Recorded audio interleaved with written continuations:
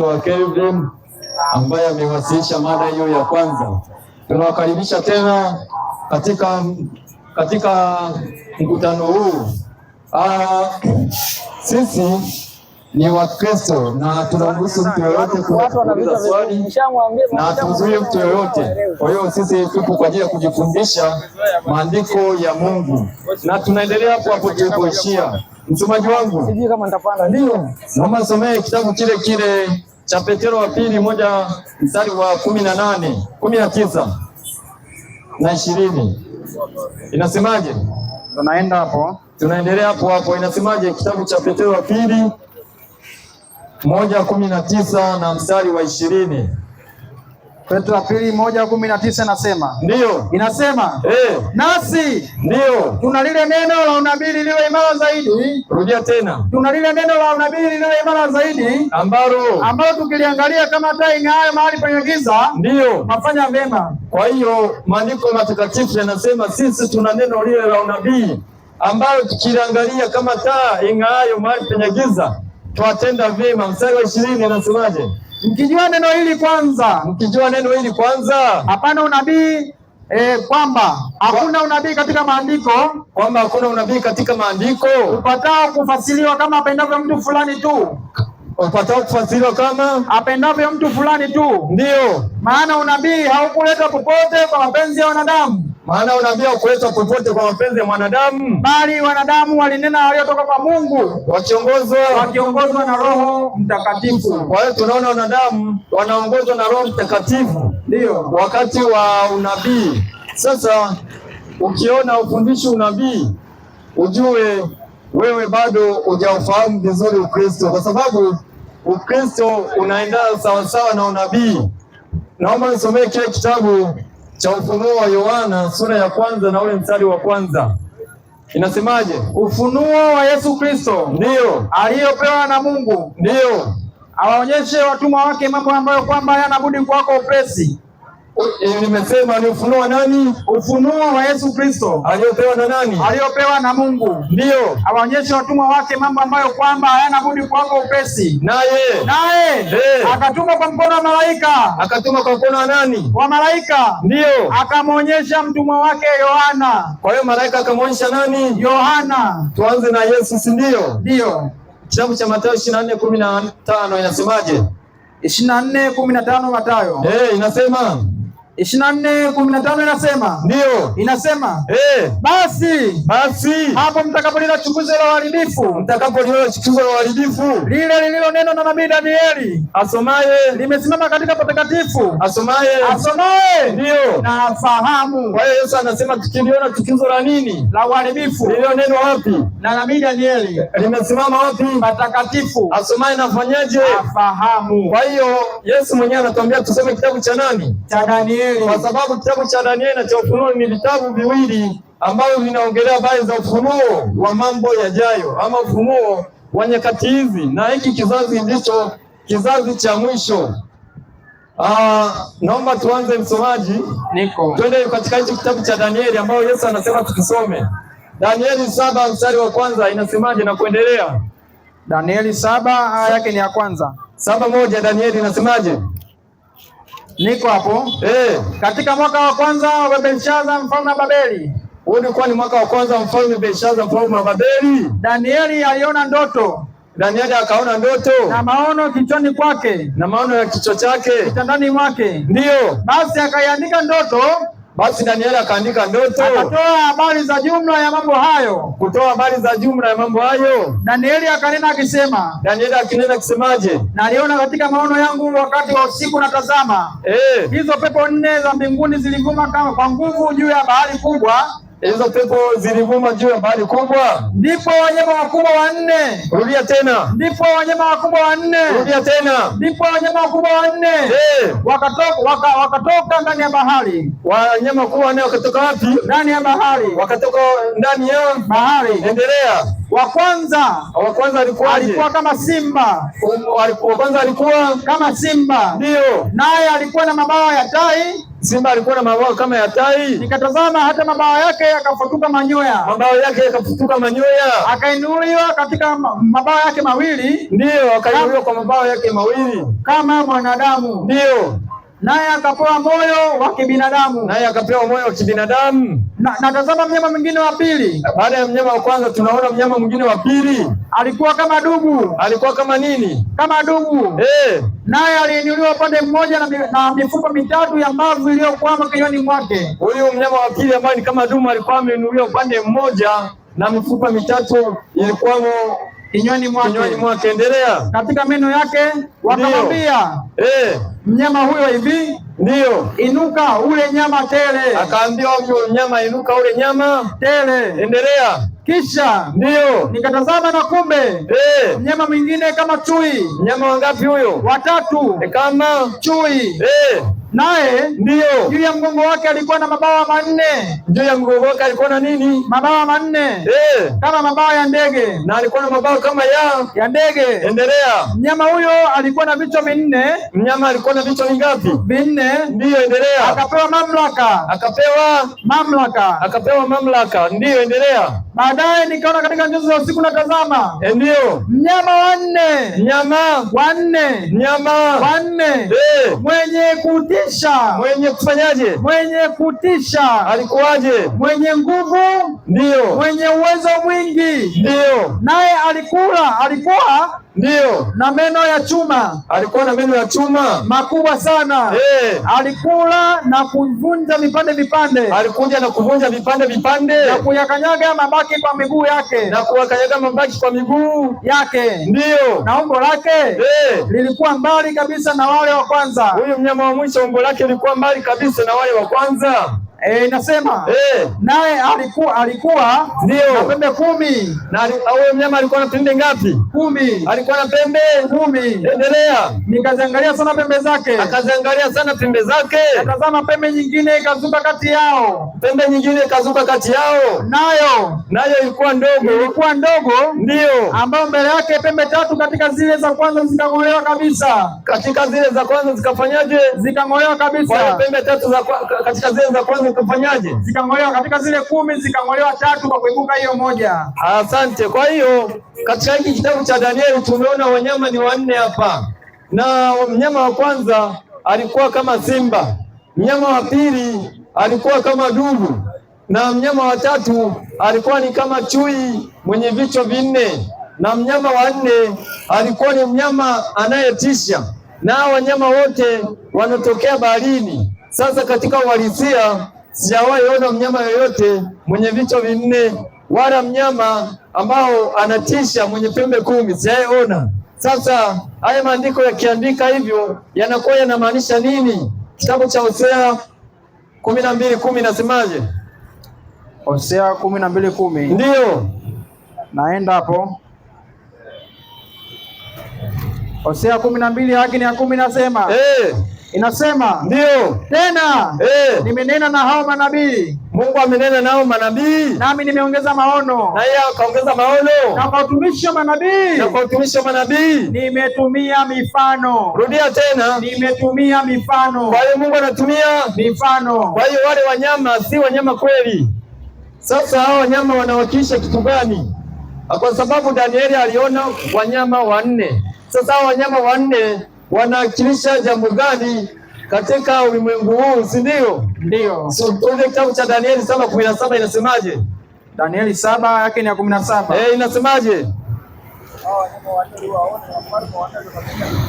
Inasema 7:17 kitabu cha Danieli inasema. Inasemaje? Inasema inasema Danieli 7:17 inasemaje? Inasema wanyama hao wakubwa 4 ni wafalme 4 watakaotokea duniani. Rudia tena. Wanyama hao 4 wakubwa ndio ni wafalme 4 watakaotokea duniani. Ati wanyama hao 4 ndio ni wafalme 4 watakaotokea duniani. Kwa hiyo wanyama wanawakilisha nini? Wafalme. Kwa hiyo wanyama si wanyama kweli, bali ni mfano. Wanyama hao wakubwa walio 4 wanawakilisha wafalme 4 ambao watatokea duniani kuanzia katika kipindi cha Danieli mpaka mwisho wa dunia. kwamba katika kuanzia kipindi cha Danieli akiwa hai mpaka mwisho wa dunia itatawaliwa na falme kuu nne peke yake, na tukianza naomba usomee mstari wa 3, Danieli 7:3. Soma. 7:3 inasema, ndio, ndipo wanyama wakubwa wanne wakatoka baharini, ndio, wote wa namna mbalimbali. Wa kwanza alikuwa kama simba. Wa kwanza alikuwa kama nini? Kama simba. Wa kwanza alikuwa kama simba. Ndio. Inaenda kusema naye alikuwa na mabawa ya tai. Huyo simba alikuwa na nini? Na mabawa ya tai. Ndio. Nikatazama hata mabawa yake yakafutuka manyoya. Akainuliwa katika nchi. Ndio. Akasimamishwa juu kwa miguu yake miwili. Kama mwanadamu. Ndio, endelea hapo. Kwa hiyo tunaona mnyama wa kwanza ni kama nini msomaji? Mnyama wa kwanza alikuwa kama simba. Sasa huyo mnyama wa kwanza ni utawala ambao ulikuwepo kwa wakati ule ambao Danieli kipindi hicho alikuwa hai. Danieli 1:1 inasemaje? Danieli 1:1 Danieli nasema, ndio, katika mwaka wa 3 wa kumiliki kwake Yehoyakimu mfalme wa Yuda, ndio, Nebukadneza mfalme wa wapi? Mfalme wa Babeli. Ndio, akafanyaje? Alikwenda Yerusalemu akauhusuru. Ndio. Bwana akamtia Yehoyakimu mfalme wa Yuda katika mkono wake pamoja na baadhi ya vyombo vya nyumba ya Mungu. Kwa hiyo mfalme hapa ametajwa ni nani? Nebukadneza. Nebukadneza anawakilisha nini? Mfalme wa simba. Anawakilisha mfalme wa simba. 2:38 Danieli inasemaje? 2 aya yake ni 38 inasema. Inasema katika 38. Ndio. Inasema na kila mahali wakaapo wanadamu, wanyama wa kondeni na ndege wa angani, ndio amewatia mkononi mwako. Kwa hiyo amewatia mkono wa nani? Mwako. Kwa hiyo hapa ni Mungu anayekuwa anaongea, anamwambia huyu mfalme kwamba wanyama wote na wanadamu wote na vitu vyote vimetiwa chini ya mikono ya nani? Ya Nebukadneza. Vimetiwa chini ya mikono ya Nebukadneza. Sasa huyu Nebukadneza aliambiwa kwamba utawala wake utatawala dunia nzima, lakini hautadumu milele, kwa sababu Mungu ashatabiri kuna utawala 4 za dunia. Utawala wa kwanza ni utawala wa Babeli, ambao utawala huu uliongozwa na ule mfalme anaitwa Nebukadneza. Sasa baada ya hapo Nebukadneza kukubali kile ambacho Mungu amekisema, yeye akaenda kutengeneza sanamu ambalo lilikuwa ni la dhahabu tupu, akaliweka katika uwanja wa Dura, akawaambia watu wote waliabudu hilo sanamu. Na kwa kufanya hivyo vijana watatu, Shadraka, Meshaki na Abednego, wakakataa kuabudu sanamu, kwa sababu ulikuwa ni utawala ambao unaabudu sanamu, utawala wa Babeli. Sasa kwa kufanya hiyo jambo, Mungu akamwambia ataukomesha utawala wake. Sasa naomba uendelee kitabu cha Danieli 7:5 inasemaje? 7:5 inasema, ndio, natazama mnyama mwingine wa pili akawa kama dubu. Mnyama mwingine wa pili kama dubu, naye aliinuliwa upande mmoja na mifupa mitatu ya mbavu ilikuwamo kinywani mwake. Kwa hiyo baada ya utawala wa kwanza unafuata utawala wa pili kama nini? Kama dubu. Utawala wa pili kama dubu. Tuulize, utawala wa Babeli uishia wapi, si ndio? Ndio. Kitabu cha Danieli 5 mstari wa 25 inasemaje? 5:25 inasema, ndio, na maandiko yaandikwa haya, mene, ndio, tekeli na peresi. Tafsiri ya maneno hayo ni nini? Tafsiri ya maneno hayo ni hii, mene, ndio, Mungu amehesabu ufalme wako na kuukomesha. Ndio. Tekeli, ndio, umepimwa katika mizani nao umeonekana kuwa umepunguka. Kwa hiyo mfalme wa Babeli ukaonekana umefanyaje? Umepunguka. Endelea. Peresi, ndio, ufalme wako umegawanyika, nao wamepewa Waamedi na Waajemi. Ufalme ukagawanyika, wakapewa na nani? Waamedi na Waajemi. Wakapewa Waamedi na Waajemi. Kwa hiyo rudia Danieli 7:5. 7:5 nasema, ndio, mnyama wa pili ndio alikuwa kama dubu, naye aliinuliwa upande mmoja na mifupa yake ambapo ilikuwa kinywani mwake. Alikuwa ameinuliwa upande mmoja. Alikuwa amefanyaje? Ameinuliwa upande mmoja. Maana ya kuinuliwa upande mmoja ni kwamba katika utawala huo wa Wamedi na Waajemi, utawala mmoja wapo, ili ilikuwa ni tawala mbili ambazo zilikuwa zimeungana, utawala wa Umedi na utawala wa Uajemi, lakini zilikuwa zitoshani nguvu. Utawala mmoja ulikuwa na nguvu unaoshinda mwenzake, na mifupa mitatu iliyokuwa kinywani mwake ni kwamba utawala wa Umedi na Uajemi ulikuwa unatawala dunia yote, lakini ulikuwa umespecialize katika maeneo makuu matatu, hata katika ile Saudi Arabia hii ya sasa hivi. Kwa hiyo wewe ukawa ni utawala wa pili ambao ulikuwa unafuatia baada ya utawala wa kwanza ambao ni wa Babeli. Utawala wa pili ukawa ni utawala wa Umedi na Wajemi, na wenyewe ukatawala dunia baada ya utawala wa Babeli kuwa umeanguka. Naomba usome kitabu cha Danieli 5 hiyo mstari wa 30. 5:30 Danieli inasema. Ndio. 30 inasema. Usiku huo. Ndio, usiku huo Belshaza mfalme wa Wakaldayo akauawa. Belshaza mfalme wa wapi? Wa Wakaldayo akauawa. Wakaldayo ni Babeli, si ndio? Ndio. Endelea kusoma. Na Dario Mmedi akaupokea ufalme. Na Dario Mmedi akaupokea ufalme. Kwa hiyo hapo Dario ni Mmedi akafanyaje? Akaupokea ufalme. Kwa hiyo utawala wa pili unaitwa utawala wa Mmedi na Waajemi. Utawala wa Mmedi na nini? Waajemi. Tuendelee. Danieli 7:6 inasemaje? 7:6 nasema.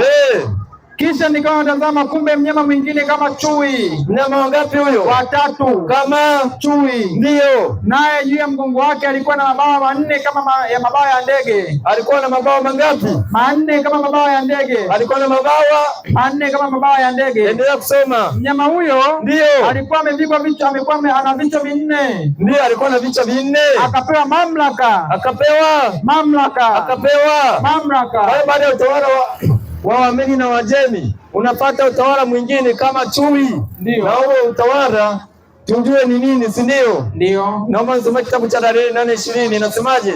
8:20 Danieli inasema. Inasemaje? 20. Ndio. Yule kondoo mume uliyemuona. Mwenye pembe mbili.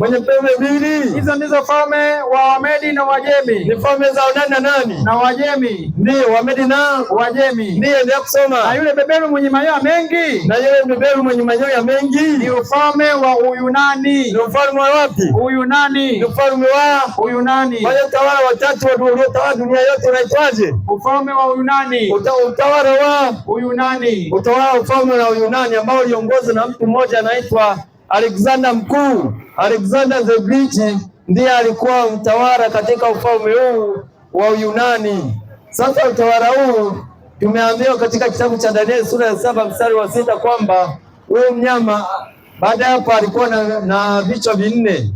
Vichwa vinne inamaanisha kwamba baada ya huyo mfalme wa kwanza baada ya Alexander Mkuu kufa, utawala huo uligawanyika katika sehemu 4, na hizo sehemu 4 zilikuwa ndogo, hazikuwa na nguvu kama nguvu alikuwa nayo huyo mfalme wa kwanza ambaye aliitwa Alexander Mkuu.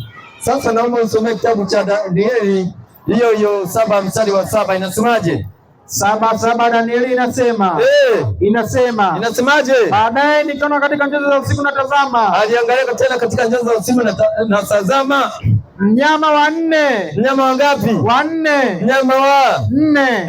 Mwenye kutisha. Mwenye kufanyaje? Mwenye kutisha. Ndio. Mwenye nguvu. Ndio. Mwenye uwezo mwingi. Mwenye nini? Uwezo mwingi. Mwenye nini? Uwezo mwingi. Endelea kusoma. Naye alikuwa na meno ya chuma. Nani alikuwa na meno ya chuma makubwa sana? Ndio. Alikula na kuvunja vipande na kunyakanyaga mabaki kwa miguu yake. Asante. Sasa hapo tumeonyesha kwamba kuna mnyama wangapi? Wa 4. Mnyama wa 4 mwenye kufanyaje? Mwenye kutisha. Mnyama wa 4 ni nini sasa, si ndio? Ndio. Kitabu cha Yohana 10:48 inasemaje? Inasema. Ndio. 10:48 inasema. Inasemaje? Tukimwacha hivi watu watamwamini. Na Warumi na wafanyeje? Warumi watakuja kutuondolea mahali petu. Na wakina nani? Warumi watafanyaje? Watakuja kutuondolea mahali petu. Kwa hiyo Warumi ndio watafuata baada ya nini? Baada ya utawala huu wa tatu. Baada ya utawala wa Wamedi na Wajemi, baada ya utawala wa Yunani unafuata utawala wa nini? Unaofuata utawala wa tatu ambao ndio utawala wa Alexander the Great. Utawala wa Yunani ndio utawala wa tatu. Utawala wa 4 ni utawala wa Rumi, si ndio? Ndio. Sasa msomaji, niko. Turudie tena kitabu cha Danieli 7:7. 7:7 inasema. Ndio, na Ufunuo 13:1 utaendelea hapo. Baadaye 7:7 soma. Baadaye nikaona natazama katika njozi za usiku, natazama mnyama wa nne. Mnyama wa nne. Mwenye kutisha. Mwenye kutisha. Mwenye nguvu nyingi. Mwenye nguvu nyingi. Mwenye uwezo mwingi. Na uwezo mwingi. Naye alikuwa na meno ya chuma. Ndio. Makubwa sana. Alikula na kuvunja vipande na kukanyaga mabaki kwa miguu yake. Kwa hiyo utawala mwisho ni utawala nini? Warumi. Endelea kusoma hapo. Inaendelea kusema, nikaziangalia sana pembe zake. Ndio. Nikatazama pembe zake nyingine ikazuka kati yao. Kumbe kulikuwa huyo mnyama alikuwa na pembe 10, si ndio? Ndio. Baada hapo ikazuka pembe nyingine pembe ndogo, si ndio? Ndio. Endelea kusoma, inasemaje? Nayo ilikuwa ndogo, ambayo mbele yake pembe 3 katika zile zikang'olewa. Kwa hiyo hii pembe ndogo baada ya kuzuka pembe 3 katika zile za kwanza zikafanyaje? Zikang'olewa. Zikafanyaje? Zikang'olewa. Sasa hizi pembe 10 manake ni nini, si ndio? Ndio. Pembe 10 manake ni kitabu cha Danieli 7:23 inasemaje? 7:23 kitabu ni cha Danieli inasema. Ndio. Akanena hivi. Huyo mnyama wa 4. Soma 24. Na habari ya zile pembe 10. Habari ya nini? Zile pembe 10. Habari ya zile nini? Pembe 10. Ni nini? Katika ufalme huo wa 4. Wataondoka wafalme 10. Wataondoka wafalme 10. Wataondoka nini? Wafalme 10. Kwa hiyo katika utawala huu wataondoka wafalme ngapi? 10. Tuendelea na kitabu cha Danieli 2:40. 2:40 Danieli. Ndio inasema. Na ufalme wa 4. Endelea kusoma. Na ufalme wa 4 utakuwa una nguvu mfano wa chuma. Na ufalme wa 4 utakuwa una nguvu mfano wa chuma. Kwa maana chuma huvunja vitu vyote na kuvishinda. Kwa maana chuma huvunja vitu vyote na kuvishinda. Na kama chuma kisetavyo. Na kama chuma kishindavyo. Ndivyo utakavyovunja na kuvitesa. Ndio, endelea kusoma. Na kama vile ulivyoziona hizo nyayo za miguu za vidole.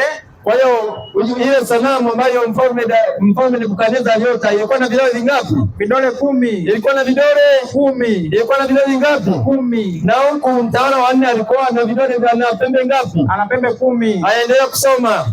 Katika hizo vidole vya miguu zake kuwa nusu udongo na mfinyazi. Ndio. Na nusu wake ulikuwa chuma. Na nusu yake ilikuwa chuma. Endelea kusoma. Ufalme huo utakuwa ufalme uliogawanyika. Utakuwa ufalme uliogawanyika. Rudia tena. Ufalme huo utakuwa ni ufalme uliogawanyika. Rudia tena. Ufalme huo utakuwa ni ufalme uliogawanyika. Utakuwa ni ufalme uliofanyaje? Uliogawanyika. Uliogawanyika. Kwa hiyo rudia tena Danieli 7:24. 7:24 inasema. Ndio. Inasema.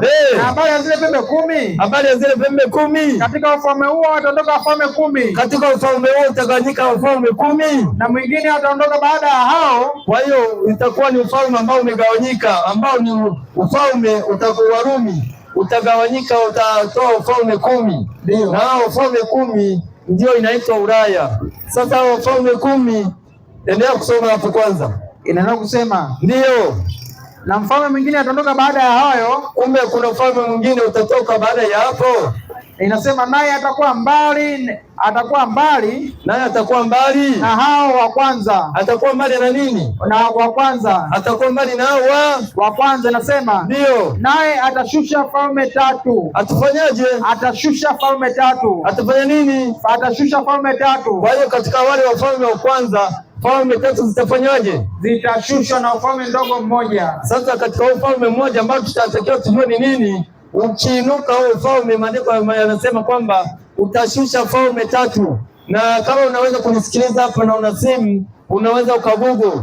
Kuna nchi 3 zilikuwepo, moja inaitwa Vandos, nyingine Ostrogoths na nyingine Heruli. Hizo nchi zilikuwepo duniani katika ramani ya dunia, na sasa hivi haziko tena. Kwa sababu gani hizo nchi tena hazipo?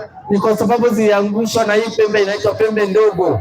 Endelea kusoma msomaji. Inasema hiyo pembe ndogo inasema, naye atanena maneno kinyume chake aliye juu. Hiyo pembe ndogo itanena maneno yake kinyume cha aliye juu. Naye atawadhoofisha watakatifu wake aliye juu. Naye atawadhoofisha watakatifu wake aliye juu. Naye ataazimu kubadili majira na sheria. Atafanya nini? Ataazimu kubadili majira na sheria. Atabadilisha nini na nini? Majira na sheria. Atabadilisha majira na sheria. Atabadilisha nini na nini? Majira na na sheria. Kitabu cha Wathesalonike wa pili mstari wa 2 na ule wa 3 inasemaje? Wathesalonike wa pili sura ya 2 na ule mstari wa 3. 2:3 nasema, ndio, mtu awaye yote asiwadanganye kwa njia yoyote, maana haiji kuja kwanza ule ukengeufu, akafunuliwa yule mtu wa kuasi. Akafunuliwa nani? Mtu wa kuasi, mwana wa uharibifu, ndio yule mpingamizi, afanyaje? ajiinuaye nafsi yake juu ya kila kiitwacho Mungu ama kuabudiwa. Ndio hata yeye mwenyewe kuketi katika hekalu la Mungu, akijionyesha nafsi yake kana kwamba yeye ndiye Mungu. Anajionyesha nafsi yake kana kwamba yeye ni nani? Ndiye Mungu. Kwa hiyo huyo mtu ambaye ni mfalme kuasi ndiye alipembe ndogo ambayo imetamiliwa kwamba itafanyaje? Itanena maneno kinyume chake aliye juu, na itawazifisha nini? Watakatifu wake aliye juu. Itabadilisha nini na nini? Itabadilisha majira na sheria. Itabadilisha nini na nini? Majira na sheria. Tuangalie majira na sheria vimebadilishwa ama havijabadilishwa? Vimebadilishwa. Tunaanza na kitabu cha Mwanzo 1 mstari wa 5 inasemaje? Mwanzo 1:5 inasema. Ndio, tunaanza na majira. Kwa hiyo alishabadilisha majira na watu amewapoteza watu wengi. Watu wamekunywa mvinyo au bila kujua. Endelea kusoma, inasemaje? Inasema ndio, Mungu akaita nuru mchana, ndio, na giza akaliita usiku. Ikawa jioni, ikawa asubuhi, siku moja. Kwa hiyo siku inaanza jioni, inaisha asubuhi, na kwa siku ya kwanza. Yaani siku ya kwanza inaanza jioni mpaka kesho yake tena jioni. Hiyo ni siku ya kwanza. Sasa mpinga Kristo, kwa sababu yeye ashabadilisha ukweli, akaja akabadilisha, akasema hapana, siku inatakiwa ianze saa 6 usiku. Siku inatakiwa ianze saa 6 usiku. Naomba nisome kitabu cha Marko 1:32. Tuojue jioni ambayo inasemewa hapo na maandiko ni wakati gani? 1:32 kitabu cha Marko inasemaje? 1:32 Marko. 1:32 nasema, ndio, na mkutano walikuwa wameketi, ndio, wakimzunguka, wakamwambia, tazama mama yako na ndugu zako wako nje wanakutafuta. Ndio, akajibu akisema, mama yangu na ndugu zangu ni nani? Marko 1:32. 1:32 nasema hivyo. 1:31 nasema, ndio, wakaja mamaye na ndugu zake. Achana nayo, soma kitabu cha Yohana 11 mstari wa 9. 11:9 Yohana inasemaje? Yesu akajibu, ndio, je, saa za asubuhi na mchana si 12? Saa za asubuhi na mchana ni ngapi? 12. Kwa hiyo mchana inakuwa na masaa mangapi? 12. Na usiku inakuwa na masaa 12. Kwa hiyo naomba urudie Mwanzo 1:5 inasemaje? Inasema hivi. Mwanzo 1:5 inasema, ndio, Mungu akaita nuru mchana, na giza akaita usiku. Ndio, ikawa jioni, ikawa asubuhi, siku moja. Ikawa jioni, ikawa asubuhi, siku moja. Kitabu cha Walawi 23:32. Soma na hiyo. Walawi ngapi? 23:32. Walawi 23 yake ni 32 inasema. Ndio. 32 inasema.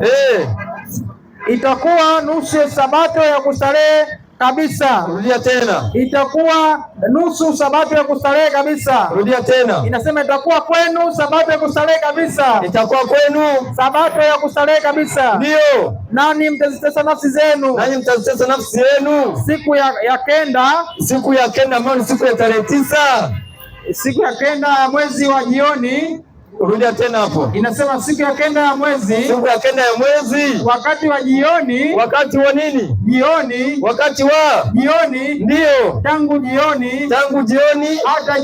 Hata jioni. Mtaishika sabato yenu. Mtaishika nini? Sabato yenu. Kwa hiyo sabato inaanza saa ngapi? Jioni. Inaanza jioni, inaisha jioni. Inaanza jioni, inaisha lini? Jioni. Kama sasa hivi hapa jua limezama. Kwa hiyo ni siku nyingine imefanyaje? Imeingia. Leo ni Jumamosi na sabato imeanza. Na sabato imefanyaje? Imeanza. Kwa hiyo watu wanaongojea saa 6 usiku wao ni wafanyeje? Ni wachawi. Wao ni watu ambao wanamfuata mpinga Kristo, kwa sababu yeye ashabadilisha. Rudia tena 7:25. 7:25 Danieli inasema. Inasemaje? Huyo mfalme wa 4. Ndio. Naye atanena maneno kinyume chake aliye juu. Naye atanena maneno kinyume chake aliye juu. Naye atawadhoofisha watakatifu wake aliye juu. Naye atawadhoofisha watakatifu wake aliye juu. Naye atazimu kubadili majira na sheria. Atabadilisha nini na nini? Majira na sheria. Atabadilisha nini na nini? Majira na sheria. Majira tumeona mfanyaje? Yamebadilishwa. Majira yamefanyaje? Yamebadilishwa. Majira yamefanyaje? Yamebadilishwa. Majira yamebadilishwa, si ndio? Ndio. Atabadilisha nini kingine? Atabadilisha sheria. Atabadilisha nini? Sheria. Naomba nisomee kitabu cha Kutoka sura ya 20 na ule mstari wa 3. Amri ya kwanza inasemaje? Amri ya kwanza inasema. Ndio. Inasema 3, usiwe na miungu mingine ila mimi. Amri ya Mungu ya kwanza inasema usiwe na miungu mingine ila mimi. Amri ya pili inasemaje? Ya pili inasema ya pili, usijifanyie sanamu ya kuchonga. Ya pili inasema usijifanyie sanamu ya kuchonga. Usifanyeje? Usijifanyie sanamu ya kuchonga. Kwa katekisimu hapo soma kurasa 131 inasemaje? Amri ya pili hapo soma. Narudia masomo. Isikugusa. 131 inasema amri ya pili. Inasemaje? Usilitaje bure jina la Bwana Mungu. Wanaandika amri ya pili wanasemaje? Usilitaje bure jina la Bwana Mungu. Na Biblia amri ya pili inasemaje? Usijifanyie sanamu ya kuchonga. Biblia inasema amri ya pili ni nini? Usijifanyie sanamu ya kuchonga. Na hiyo katekisimu amri ya pili wao wanasema ni nini? Usilitaje bure jina la Bwana Mungu. Kwa hiyo wanasema amri ya pili usifanyeje? Usijifanyie sanamu ya kuchonga. Kwa hiyo kwenye Biblia amri ya pili ni utakiwa kujifanyia sanamu ya kuchonga. Kwa hiyo wao wakabadilisha, wakaifuta hiyo amri. Wao wakachukua amri ya 3 wakaiweka ikawa ya pili, wakachukua ya 4 wakaiweka ikawa ya 3, wakaenda hiyo kwa mtiririko huo. Sasa kwa sababu wamepunguza moja na amri zimekuwa 9, na Mungu ashatangaza wazi kwamba amri zake ni ngapi? 10. Ashatangaza Mungu ni amri ni ngapi? 10. Mungu ashatangaza amri ngapi? 10. Katekisimu ya soma kwa 127 inasema amri ya 9 na ya 10 inasemaje? 127 ndio inasemaje? Amri ya 9 inasema usimtamani mke wa mwenzako. Amri ya ngapi hiyo? Hiyo inasema kwa mujibu wao ni ya 9. Hiyo ni ya ngapi? Ya 9. Na ya 10 inasemaje? Usitamani mali ya mwenzako. Soma ya 9 inasemaje? Amri ya 9 inasema inasema katika amri ya 9 ndio usitamani nyumba ya jirani yako. Usitamani nyumba amri ya 9 nasema ndio usimshuhudie jirani yako uongo. Soma kwenye katekisimu kwanza amri ya 9 tusikizane vizuri. Kwenye katekisimu amri ya 9 inasemaje? Ukurasa wa 127. 127 amri ya 9 nasema usiseme. Ya 9 nasema usitamani mke wa mwenzako. Na ya 10? Ya 10 inasema usitamani mali ya mwenzako. Kwa hiyo amri zote mbili zinazungumzia jambo nini? Jambo moja. La kufanyaje? La kutokutamani. Kwa hiyo amri zote mbili zinazungumzia jambo nini? Usitamani. Zinazungumzia nini? Usitamani. Twende kwenye Biblia tuone kama ni kweli ama ni uongo. Ndio. Amri ya 9 kwenye Biblia inasemaje? Usimshuhudie jirani yako uongo. Amri ya 9 inasemaje? Usimshuhudie jirani yako uongo. Na amri ya 10 soma. Usitamani nyumba ya jirani yako. Ndio. Usitamani mke wa jirani yako, wala mtumwa wake, wala mjakazi wake, wala ng'ombe wake, wala punda wake, wala chochote alicho nacho jirani yako. Hiyo ni amri ya ngapi? Ya 10. Kwa hiyo wao kwa sababu ni waongo wakaigawanyisha zikawa ngapi? Zikawa 2. Kwa hiyo ni wao waongo, wanadanganya wazi wazi, wanadanganya wazi. Ndio maandiko matakatifu yako wazi. Ndio, na tunahusu mtu yote kuja kutuhoji, kuja kutuuliza maswali kwa sababu maandiko yako wazi.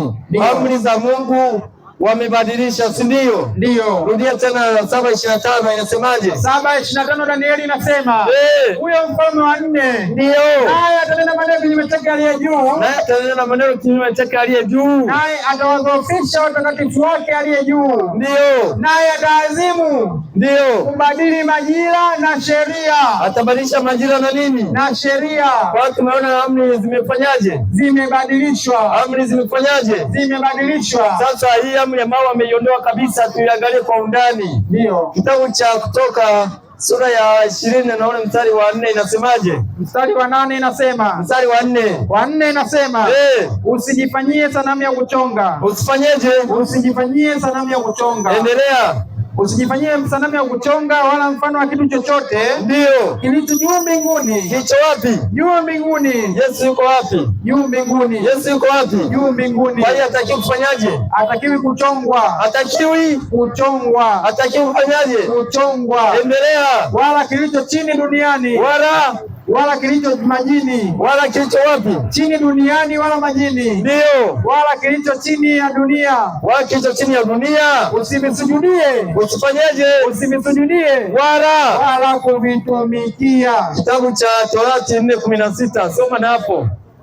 Kumbukumbu la Torati 4:16. Sanamu ni za namna gani? 16 nasema. Ndio, kwa sababu watu wanakwepa nasema sasa tuabudu sanamu aliyakuwa wanaabudu sanamu. Endelea kusoma. Kutoka 4:16 nasema. Ndio, inasema msije mkajiharibu nafsi zenu. Msije mkajiharibu nafsi zenu. Mkajifanyia sanamu ya kuchonga. Mkajifanyia nini? Sanamu ya kuchonga. Ndio. Mfano wa sura yoyote.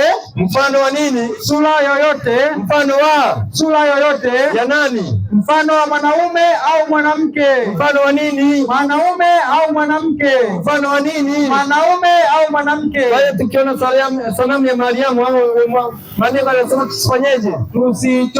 Tusichonge, si ndio? Ndio. Sanamu ya Yesu tusifanyeje? Tusichonge. Sanamu ya watakatifu waliokufa tusifanyeje? Tusichonge. Kwa hiyo maandiko yamezoea tusifanyeje? Tusichonge sanamu yoyote ile. Rudia tena. Inasema 16 Kumbukumbu la Torati 4:16 inasema. Ndio. Inasema. Ndio. Usijifanyie sanamu ya kuchonga. Usijifanyie. Msijaribu nafsi zenu. Mkajifanyia sanamu ya kuchonga. Ndio. Mfano ya sura yoyote. Mfano wa nini? Sura yoyote. Mfano ya mwanamke. Mfano wa nini? Mwanamke au mwanaume. Msifanye mfano wa mwanaume au nani? Au mwanamke. Zaburi 115:4. Kwa sababu watu hata hawajui nini maana ya sanamu. Soma Zaburi 115:4 inasemaje? 115:4 inasema. Sanamu zao ni fedha na dhahabu. Ni za nini? Fedha na dhahabu. Ni za nini? Fedha na dhahabu, kazi ya mikono ya wanadamu. Ni kazi ya nini? Ya mikono ya wanadamu. Endelea kusoma. Inaendelea kusema 5. Zina vinywa lakini hazisemi. Sanamu zao zina vinywa lakini hazisemi. Zina macho lakini hazioni. Zina macho lakini hazioni. Zina masikio lakini hazisikii. Zina nini? Masikio lakini hazisikii. Zina nini? Zina pua lakini hazisikii harufu. Zina pua lakini hazihisi harufu. Zina pua lakini hazifanyeje? Hazihisi harufu. Ndio. Mikono lakini hazishiki. Zimewekea mikono lakini haziwezi kufanyaje? Kushika. Hizo ndizo nini? Sanamu zina miguu lakini haziendi wala hazitoi sauti kwa koo zake. Kwa hiyo sanamu zina miguu, zimewekea mikono lakini bado haziwezi kufanyaje? Inasema ile jambo. Inaendelea kusema wazifanyao hizo sanamu ndio watafanana nazo. Watafanyaje? Watafanana nazo. Watafanyaje? Watafanana nazo. Kitabu cha Ufunuo Yohana 21:8. Ufunuo wa Yohana 21 aya yake ni ya 8 inasema. Ndio. Inasema hivi. Bali waoga. Ndio. Na wasioamini. Ndio. Wachukizao. Ndio. Wauaji. Ndio. Wazinzi. Wachawi. Ndio. Na wauaji. Ndio. Inaendelea kusema na waabuduo sanamu. Rudia tena. Na waabuduo sanamu. Rudia tena. Na waabuduo sanamu. Rudia tena. Na waabuduo sanamu. Na waongo. Ndio. Wote sehemu yao ni moja katika lile ziwa liwakalo moto na kiberiti. Rudia tena hapo. Sehemu yao ni moja katika lile ziwa liwakalo moto na kiberiti. Sehemu yao ni wapi? Ni moja. Wapi? Katika ziwa la moto. Ni katika ziwa la nini? La moto. Maandiko matakatifu yanasema tusiabudu sanamu. Tusiabudu nini? Sanamu wala kuchonga. Tusiabudu sanamu ya nini? Ya mtu yoyote. Kwa hiyo tusiabudu sanamu, si ndio? Ndio. Kwa tukikuta mwanadamu yote ameweka sanamu anaisujudia au anaipigia magoti ama anaiabudu, tusifanyeje? Tusitumikie wala kuabudu. Tunatakiwa tuambie ukweli. Ukweli ni kweli unauma, lakini ni heri kusikia na ukarekebika kama unafanya hivyo. Ni heri kusikia na ukarekebisha kama unafanya hivyo, kwa sababu maandiko yanazuia kuabudu sanamu. Kuabudu sanamu ni ibada ambayo si ya kweli, ni ibada ambayo si ya kweli, ibada ya uongo na ibada ambayo Mungu haitambui. Mungu anataka muabudu yeye peke yake. Naomba usomee kitabu kile cha Ufunuo wa Yohana sura ya 14 na ule mstari wa 12. Inasema 14 mstari wa 7 wa 8. Mstari wa 8 inasema, ndio mstari wa 6. Kisha nikaona malaika mwingine akiruka katikati ya mbingu mwenye injili ya milele awahubirie hao wakao juu ya nchi, akisemaje? Na kila taifa na kabila na jamaa na lugha, akisema, ndio, akisema kwa sauti kuu, mcheni Mungu na kumtukuza. Rudia tena, mcheni Mungu na kumtukuza. Rudia tena, mcheni Mungu na kumtukuza, kwa maana saa yake ya hukumu imekuja. Kwa maana saa ya hukumu imefanyaje? Imekuja. Ndio, sujudieni yeye. Sujudieni nani? Yeye aliyezifanya mbingu na nchi na bahari. Aliyezifanya nini? Mbingu na nchi na bahari. Ndio. Na chemchemi za maji. Na chemchemi za maji. Na chemchemi za maji. Kwa hiyo tumsujudie nani? Mungu mmoja. Tumsujudie huyo Mungu wa mbinguni, si ndio? Ndio. Kitabu cha Ufunuo wa Yohana sura ya 14 mstari wa 9, soma na hapo. Na mwingine malaika watatu wakafuata akisema. Malaika watatu anasemaje? Kwa sauti kuu, mtu hawa yeyote, ndio, amsujudie huyo mnyama na sanamu yake, na kuipokea chapa juu ya katika kipaji cha uso wake, au katika mkono wake.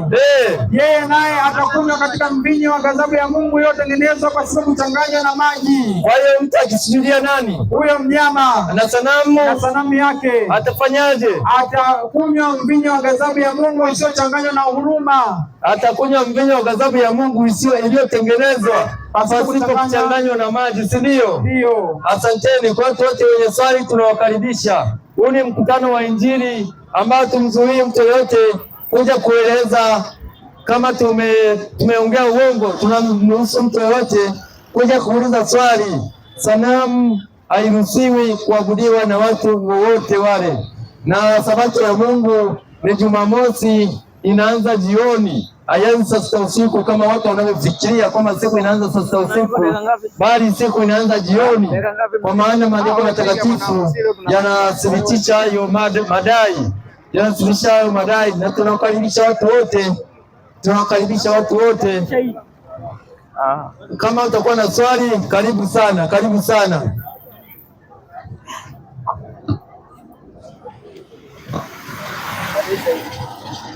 Unaenda kuendelea au unafunga? Umewasha huko? Washa huko.